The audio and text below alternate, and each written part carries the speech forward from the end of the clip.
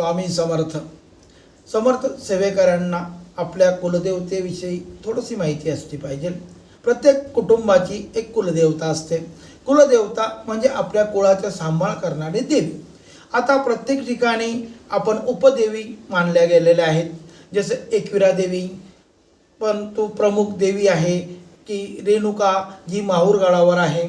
त्यानंतर तुळजापूरची देवी, महालक्ष्मी ही कोल्हापूरची देवी आणि गडावरची देवी. ह्या 3 आणि 4 देव्या आपल्या तुळजापूर महाराष्ट्रामध्ये प्रमुख देवता म्हणून मानल्या गेलेल्या आहेत. पण प्रत्येक जण बिजासनची देवी, इंद्रियाची देवी किंवा अजूनही पाटणा देवी अशा उपदेव्यांना जाऊन आपलं कुलदेवतेचं गेल्यासारखं वाटतं. परंतु प्रमुख स्थानावर न गेल्यामुळं त्यांच्या अनेक समस्या निर्माण होतात. तरी प्रत्येक कुटुंबाने आपली प्रमुख कुलदेवता माहीत करून घ्यावी आणि 5 वर्षातून एकदा तरी प्रमुख कुलदेवतेला जाऊन मान सन्मान करावा. व मान सन्मान कसा करावा हे आपल्याला समजावून घेतलं पाहिजे.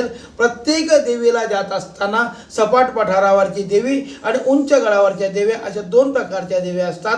आणि त्या ठिकाणी अष्टमी, पौर्णिमा, मंगळवार किंवा शुक्रवार हा वार पाहून आपल्या देवीला जावं. देवीला जात असताना पुरणपोळी, पूर्णाचे संपूर्ण 21 दिवे, त्याच्यात फुलवाती चांगल्या तुपाच्या आणि संपूर्ण खेळणा, पाळणा, जोडवे, विरोधे, मणिमंगळसूत्र, हळद, कुंकू, अक्षदा, दक्षिणा आणि हिरवे नारळ, 9वारी साडी, लाल किंवा हिरवी, 12 हिरव्या बांगड्या किंवा लाल बांगड्या, खण या सर्व वस्तू ओटीला लागणाऱ्या नेव्या घेऊन गेल्यानंतर त्या ठिकाणी नैवेद्य दाखवावा.